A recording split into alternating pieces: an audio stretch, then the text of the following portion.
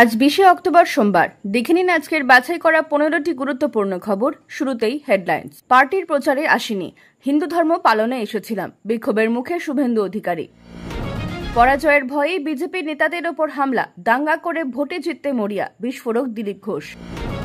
আমার হাতে ক্ষমতা থাকলে 1 ঘন্টায় করে দিতাম, রাষ্ট্রপতি শাসন নিয়ে জোরালো দাবি শুভেন্দু অধিকারীর। তৃণমূলের শত্রু তৃণমূলী, এক সুর মলয় অনুব্রতর, কার দিকে ইঙ্গিত?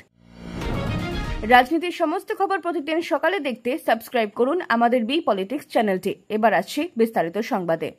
দক্ষিণ 24 পরগনার রায়দিঘি ও পাথর প্রতিমায় কালীপুজোর উদ্বোধনে যোগ দিতে গিয়ে বিক্ষোভের মুখে পড়েন বিধানসভার বিরোধী দলের নেতা শুভেন্দু অধিকারী। তার গাড়িতে চাপড় মারা, ধাক্কা দেওয়া ও রাস্তা আটকানোর চেষ্টা করা হয়। স্থানীয়রা, বিশেষ করে মহিলারা, প্ল্যাকার্ড হাতে 100 দিনের কাজ ও আবাস যোজনার টাকা বন্ধের প্রশ্ন তুলে প্রতিবাদ জানান। শুভেন্দু জানান, তিনি হিন্দু হিসেবে ধর্মীয় অনুষ্ঠানে এসেছেন, রাজনৈতিক উদ্দেশ্যে নয়।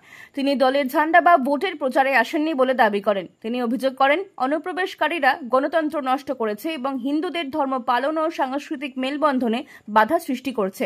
তিনি আরও বলেন, দক্ষিণ 24 পরগনায় হিন্দু সংখ্যা কমছে এবং স্থানীয়রা জমি বিক্রি করে অন্যত্র চলে যেতে বাধ্য হচ্ছেন। তিনি তৃণমূল ও সিপিএম সমর্থক হিন্দুদের ভবিষ্যতের কথা ভাবতে আহ্বান জানান। বিজেপি সাংসদ রাজু বিস্তের ওপর হামলা ও শুভেন্দু গাড়ি ঘিরে বিক্ষোভের ঘটনায় রাজ্য রাজনীতিতে উত্তেজনা তুঙ্গে। রবিবার কলকাতার ইকো পার্কে সাংবাদিকদের মুখোমুখি হয়ে বিজেপির প্রাক্তন রাজ্য সভাপতি দিলীপ ঘোষ এই হামলার তীব্র প্রতিবাদ জানান। তিনি বলেন, তৃণমূল কংগ্রেস ভয় পেয়ে বিজেপি নেতার ওপর হামলা করে আতঙ্ক ছড়াতে চাইছে, কারণ বিজেপির সাংগঠনিক শক্তি ও মোদী সরকারের প্রতি জনগণের আস্থা বাড়ছে। দিলীপ অভিযোগ করেন, তৃণমূলের আতঙ্ক থেকে রাজু বিস্তের মতো জনপ্রিয় নেতাকে নিশানা করা হয়েছে। তিনি রাজ্যের আইন শৃঙ্খলা নিয়ে প্রশ্ন তুলে বলেন, হিংসার ঘটনা বাড়ছে, সাধারণ মানুষ নিরাপত্তাহীন এবং তৃণমূলের নেতৃত্বে গুন্ডারাজ চলছে। বিরোধীদের ওপর হামলা করে গণতন্ত্র নষ্ট করা হচ্ছে বলেও তিনি দাবি করেন। দিলীপ বিজেপি কর্মীদের সংযম রাখতে বললেও হুঁশিয়ারি দেন, বিজেপি দুর্বল নয় এবং জনগণই এর জবাব দেবে। তিনি বলেন, বাংলায় পরিবর্তনের হাওয়া কেউ থামাতে পারবে না। আমার হাতে ক্ষমতা থাকলে 1 ঘন্টায় করে দিতাম, রাষ্ট্রপতি শাসন নিয়ে জোরালো দাবি শুভেন্দু অধিকারীর।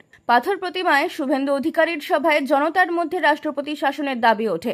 ভিড় থেকে একাধিক ব্যক্তি জোরালোভাবে বলেন, রাষ্ট্রপতি শাসন চাই। শুভেন্দু বলেন, তার হাতে ক্ষমতা থাকলে 1 ঘন্টার মধ্যে রাষ্ট্রপতির শাসন লাগু করতেন। তৃণমূল মুখপাত্র তন্ময় ঘোষ শুভেন্দুর এই মন্তব্য নিন্দা করে বলেন, গণতন্ত্রপ্রেমী কেউ সহজে রাষ্ট্রপতি শাসনের কথা বলে না এবং শুভেন্দু হতাশা থেকেই এমন বলছেন। তিনি দাবি করেন, বিজেপি ক্ষমতায় আসতে পারবে না এবং শুভেন্দুর এই বক্তব্য হতাশার ফল। এদিন পাথর প্রতিমা ও কুলতলিতে শুভেন্দুকে গো ব্যাক স্লোগান ও কালো পতাকার প্রতিবাদের মুখে পড়তে হয়। আন্দোলনকারীরা কেন্দ্রীয় বঞ্চনার প্রতিবাদে এমন করছেন বলে দাবি করেন তিনি। তৃণমূলের বক্তব্য, এটি জনরোষ। এর আগে আরামবাগের সভায় শুভেন্দু রাষ্ট্রপতির শাসন ও এসআইআর এর পক্ষে সওয়াল করে বলেছিলেন, রাষ্ট্রপতির শাসন হলে তৃণমূল 24 ঘন্টায় হাওয়ায় উড়ে যাবে। সম্প্রতি রাজ্যপাল সিভি আনন্দ বসু 365 ধারা লাগুর ইঙ্গিত দিয়েছিলেন। আমার হিন্দু ধর্ম পালনের ক্ষেত্রে যদি বাধা দেওয়া হয় আমার মতো লোককে, তাহলে আপনারা হিন্দুরা এখানে কিভাবে আছেন সহজেই অনুমেয়।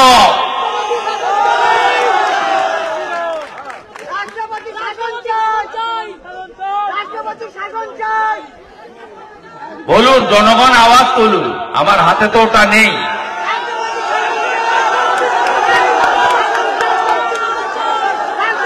রাষ্ট্রপতি শাসন চাই, আমার হাতে থাকলে ওটা 1 ঘন্টা লাগতো। রাষ্ট্রপতি শাসন চাই, রাষ্ট্রপতি শাসন চাই। আমি যে দৃশ্য দেখতে দেখতে এসেছি, আপনারা কিভাবে এখানে বেঁচে আছেন যারা হিন্দু। মহারাজ স্বামী প্রণবানন্দের ভূমিকা নিন। আমাদের যদি ধর্ম পালনই করতে না দেয়, তাহলে স্বামী প্রণবানন্দের মতো আমরাও ধর্ম রক্ষিত তার জন্য আত্মবলিদান করতে প্রস্তুত আছি। তৃণমূলের শত্রু তৃণমূলী, একসুর মলয় অনুব্রতর, কার দিকে ইঙ্গিত? সিউড়িতে তৃণমূলের বিজয় সম্মেলনীতে মলয় মুখোপাধ্যায় অনুব্রত মণ্ডল দলের অন্দরে গোষ্ঠীকোন্দল নিয়ে একই সুরে কথা বলেন। মলয় বলেন, তৃণমূলের শত্রু তৃণমূলী, বিজেপি নয়। অনুব্রতও বলেন, তৃণমূলের শত্রু বিজেপি, কংগ্রেস বা সিপিএম নয়, বরং তৃণমূলের অভ্যন্তরীণ বিভেদ। তিনি দলের মধ্যে দ্বন্দ্বের কথা তুলে ধরে বলেন, এক কথা বলছে, বাইরে গিয়ে আরেক কথা বলছে। মলয় জানান, এই গোষ্ঠীকোন্দল দলকে শেষ করে দিচ্ছে। এই মন্তব্য রাজনৈতিক মহলে চর্চা শুরু হয়। বিজেপি মুখপাত্র দেবজিৎ সরকার পাল্টা কটাক্ষ করে বলেন, তৃণমূল রাজ্যবাসীর শত্রু এবং তাদের সরতে হবে। একই মঞ্চে কাজল শেখ তাৎপর্যপূর্ণভাবে শতাব্দীকে উদ্দেশ্য করে বলেন, কেউ হিরো হতে যাবেন না, দলে আছেন বলেই আছেন। তৃণমূল মুখপাত্র অরূপ চক্রবর্তী বলেন, দলে এই বিষয়ে গুরুত্ব দিয়ে দেখবে, তবে প্রকাশ্যে এমন মন্তব্য কর্মীদের বিভ্রান্ত করে। মমতা বন্দ্যোপাধ্যায় বীরভূমের কোর কমিটি নিজে মনিটর করেন। বন্ধ ঘরে কারি কারি টাকার ভাগ বাটোয়ারায় ব্যস্ত দাপুটে টিএমসি নেতা, ভিডিও ভাইরাল, পাল্টা জবাব বিধায়কের। গলসি তৃণমূল বিধায়ক নেপাল ঘুরুইকে টাকা লেনদেন করতে দেখে যাওয়া একটি ভিডিও ভাইরাল হওয়ায় বিতর্ক তৈরি হয়েছে। বিজেপি সোশ্যাল মিডিয়ায় এই ভিডিও পোস্ট করে প্রশ্ন তুলেছে। ভিডিওতে নেপালের সামনে পঞ্চায়েত সমিতির কর্মাধ্যক্ষ পার্থ মণ্ডল টাকা রাখছেন, পাশে রয়েছেন সহসভাপতি অনুপ চট্টোপাধ্যায়। বিজেপি নেতা রমন শর্মা দাবি করেন, এটি তৃণমূলের দুর্নীতির প্রমাণ। নেপাল ব্যাখ্যা দিয়ে বলেন, ভিডিওটি পুরনো এবং 2024 লোকসভা নির্বাচনের সবার জন্য বাস, প্যান্ডেল ও অন্যান্য খরচের হিসেব নিকাশের বিষয়। তিনি বিজেপির বদনামের অভিযোগ করেন। অনুপ জানান, ভিডিওটি গোষ্ঠীদ্বন্দ্বের কারণে লিক হয়েছে এবং জাকির হোসেনের মতো দলের লোক এর পেছনে জড়িত, যাতে নেপাল টিকিট না পান। পার্থসারথী বলেন, এটি নির্বাচনের সভার খরচ বুঝিয়ে দেওয়ার ভিডিও। বিজেপির মাধ্যমে তৃণমূল ও মমতা বন্দ্যোপাধ্যায়কে কালিমালিপ্ত করতে চাইছে, কিন্তু তাদের এই প্রচেষ্টা ব্যর্থ হবে। পশ্চিমবঙ্গের বিএলওরা সবাই তৃণমূলের দালাল, আসন্ন নির্বাচন নিয়ে মারাত্মক অভিযোগ তুলে ফের বিস্ফোরক অধীর চৌধুরী। আসন্ন নির্বাচনের আগে রাজনৈতিক উত্তেজনা বাড়ছে। প্রদেশ কংগ্রেস সভাপতি ও লোকসভার বিরোধী দলের নেতা অধীর রঞ্জন চৌধুরী এক সাংবাদিক সম্মেলনে তৃণমূল কংগ্রেসের বিরুদ্ধে তীব্র আক্রমণ করেন। তিনি রাজ্য নির্বাচনী প্রক্রিয়া ও ভোটার তালিকা সংশোধন নিয়ে গুরুতর অভিযোগ তুলে ধরে বলেন, পশ্চিমবঙ্গের বুথ লেভেল অফিসার ও বিএলওরা তৃণমূলের দালাল হিসেবে কাজ করছেন। এই মন্তব্য রাজ্য রাজনীতিতে বিতর্কের সৃষ্টি করেছে। অধীর আরও কটাক্ষ করে বলেন, স্টেট ইন্টেলিজেন্স রিপোর্ট ব্যবহার করে তৃণমূল নির্বাচনের আগে ফায়দা লোটার চেষ্টা করতে পারে। তৃণমূল এখনো এই অভিযোগের জবাব দেয়নি, তবে অধীরের এই বিস্ফোরক বক্তব্য শাসক ও বিরোধী শিবিরের মধ্যে নতুন চাপানোতর তৈরি করবে বলে মনে করা হচ্ছে। 1 কোটি নাম বাদ দেওয়ার পরিকল্পনা, বিএলওদের সঙ্গে যাবেন কর্মীদের, বললেন টিএমসি সাংসদ। গুলিডান্ডা চলতে পারে, পাল্টা বিজেপির সুভাষ। বাঁকুড়ার সিমলাপালে বিজয় সম্মেলনীতে তৃণমূল সাংসদ অরূপ চক্রবর্তী দলীয় কর্মীদের বিএলওর সঙ্গে বাড়ি বাড়ি ভোটার তালিকা সংশোধনের কাজে সহযোগিতা করতে এবং অন্যর এনুমারেশন ফর্ম পূরণ করে জমা দেওয়ার নির্দেশ দেন। তিনি বলেন, 1 কোটি মানুষের নাম ভোটার তালিকা থেকে বাদ দেওয়ার পরিকল্পনা চলছে, তাই নাগরিক কমিটি গঠন করে ঐক্যবদ্ধ আন্দোলন করতে হবে। এই মন্তব্যে বিতর্ক তৈরি হয়। বিজেপি নেতা সুভাষ সরকার পাল্টা কটাক্ষ করে বলেন, তৃণমূল মস্তানি করতে চায় এবং এতে কেন্দ্রীয় বাহিনীর গুলি বা ডান্ডা চলতে পারে। তিনি প্রশ্ন তোলেন, বিএলওদের সঙ্গে দলীয় কর্মীরা কেন যাবে? বীরভূমে তৃণমূল বিধায়ক অভিজিৎ সিংহ এবং বারাসতের নেতা তাপস দাশগুপ্ত বিএলওদের সঙ্গে নিয়ে একই সুরে সতর্কতা জারি করেছেন।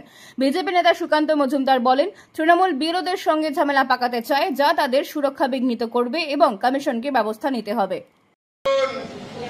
বিএলওরা যখন সঙ্গে যাবে, আপনারা সঙ্গে যাবেন। যে ভোটার থাকবে না তার ফর্মটা নিয়ে নেবেন, তার ফর্মটা ফিল আপ করে আপনারা জমা দেবেন। কেউ যেন ভোটার লিস্ট থেকে বাদ না পড়ে। তমলুকের বিজয় সম্মেলনীতে তৃণমূল সাংসদ সায়নী ঘোষ 2026 বিধানসভা নির্বাচনে বিজেপির জামানত বাজেয়াপ্ত করার হুমকি দেন। মমতা বন্দ্যোপাধ্যায়কে চতুর্থবার মুখ্যমন্ত্রী করার লক্ষ্য তিনি বাংলা এবং বাঙালি সংস্কৃতি বাঁচানোর লড়াইয়ের কথা বলেন, বিজেপিকে বাংলা বিদ্বেষী আখ্যা দিয়ে। তিনি জানান, নির্বাচনের আগে ইডি, সিবিআই ও বিজেপি নেতাদের হেনস্থা বাড়বে, তবে কর্মীদের দমে না যাওয়ার আহ্বান জানান মমতার সমর্থনের আশ্বাস দিয়ে। এদিন বিজেপির পুদুমপুর 1 নম্বর গ্রাম পঞ্চায়েত প্রধান দোলন মাইতি ও সদস্য নির্মল কুইল্লা তৃণমূলের পতাকা হাতে তুলে নেন, যা তৃণমূলের শক্তি বৃদ্ধি করে। মন্ত্রী মানস ভূঁইয়া নন্দীগ্রাম ফিরিয়ে আনার বার্তা দিয়ে বলেন, 2021-এর হার অতীত, এবার কোনো অজুহাত মানা হবে না। তিনি কর্মীদের 3 মাসের মধ্যে নির্বাচনের জন্য প্রস্তুত হওয়ার নির্দেশ দেন, কারণ ফেব্রুয়ারিতে নির্বাচন ঘোষণা হতে পারে। অমিত শাহ একটি অযোগ্য মন্ত্রী, অনুপ্রবেশ কটাক্ষে বিস্ফোরক করলেন, সুর চড়ালো সিপিএম কংগ্রেসও। পশ্চিমবঙ্গে ভোটার তালিকার বিশেষ সংশোধন বা এসআইআর প্রস্তুতির শেষ পর্যায়ে রাজনৈতিক তরজা তুঙ্গে। অনুপ্রবেশ ইস্যুতে কেন্দ্রীয় স্বরাষ্ট্রমন্ত্রী অমিত শাহ রাজ্য প্রশাসনকে দায়ী করে বলেন, সীমান্তে ফিলিংস ও নজরদারি অসম্ভব, কিন্তু স্থানীয় প্রশাসন ও থানা অনুপ্রবেশকারীদের সম্পর্কে অজ্ঞ থাকে। তিনি পশ্চিমবঙ্গে সরকার পরিবর্তনের ডাক দেন, দাবি করেন বিজেপি শাসিত রাজ্যে অনুপ্রবেশ নেই। তৃণমূল সাংসদ কল্যাণ বন্দ্যোপাধ্যায় পাল্টা অভিযোগ করেন, কেন্দ্রের বিএসএফ ও সিআইএসএফ এর ব্যর্থতার জন্যই অনুপ্রবেশ হচ্ছে এবং অমিত শাহ অযোগ্য মন্ত্রী। সিপিএম নেতা সুজন চক্রবর্তীও শাহকে কটাক্ষ করে বলেন, তিনি নিজের দায়িত্ব পালনে ব্যর্থ, অনুপ্রবেশের দায় মানুষের উপর চাপাচ্ছেন। তিনি প্রশ্ন তোলেন, কারা অনুপ্রবেশে মদত দিচ্ছে এবং কাদের লাভ হচ্ছে। তৃণমূল, সিপিএম এবং কংগ্রেস শহর মন্তব্যের বিরুদ্ধে সরব হয়েছে, যা রাজনৈতিক বিতর্ককে আরো তীব্র করেছে। টাকা খরচ করে প্রদীপ বা মোমবাতি জ্বালিয়ে কি হবে, অখিলেশের মন্তব্যে চটল বিশ্ব হিন্দু পরিষদ। দীপাবলির আগে অখিলেশ যাদবের মন্তব্য নিয়ে বিতর্ক তৈরি হয়েছে। এক জনসভায় তিনি বলেন, ক্রিসমাসে শহরগুলো আলোয় ঝলমল করে, ভারতীয়দেরও তা শেখা উচিত। প্রদীপ বা মোমবাতি জ্বালিয়ে টাকা নষ্ট না করে শহরগুলো আলোয় সাজানোর কথা বলেন তিনি। এই মন্তব্যে ক্ষুব্ধ বিশ্ব হিন্দু পরিষদ ভিএইচপি মুখপাত্র বিনোদ বানসাল অখিলেশের সমালোচনা করে বলেন, তিনি দীপাবলির প্রদীপ জ্বালানোর বিরোধিতা করে এবং ক্রিসমাসের প্রশংসা করেছেন, যা হিন্দু ঐতিহ্যকে হেয় করে। তিনি অখিলেশকে জিহাদি এবং ধর্মান্তর গ্যাংয়ের ত্রাতা বলে অভিযোগ করেন। বানসাল দাবি করেন, দীপাবলি প্রাচীন ঐতিহ্য, অথচ অখিলেশ বিদেশি সংস্কৃতির প্রশংসা করছেন। তিনি আরো বলেন, অখিলেশের দলকে মানুষ অসামাজিক বলে এবং দীপাবলির প্রদীপ তার চোখে বালির মতো বিচ্ছে। অযোধ্যার আলো হিন্দুদের আনন্দ, তাদের অস্বস্তি দিচ্ছে বলেও কটাক্ষ করেন বানসাল। ছন্ন ছাড়া মহাজোট, রাজ্য কংগ্রেস সভাপতির বিরুদ্ধে প্রার্থী দিল আরজেডি। বিহারে আসন্ন নির্বাচনের আগে মহাজোটের শরিক দলগুলোর মধ্যে আসন বন্টন নিয়ে তীব্র ঝামেলা সামনে আসছে। আরজেডি, কংগ্রেস এবং সিপিআই এর মধ্যে অনৈক্যের কারণে ভোটারদের কাছে ভুল বার্তা যাচ্ছে বলে মনে করছে রাজনৈতিক মহল। কুটুম্ব কেন্দ্রে কংগ্রেসের রাজেশ রামের বিরুদ্ধে আরজেডির সুরেশ রামকে প্রার্থী ঘোষণা করায় কংগ্রেস ক্ষুব্ধ।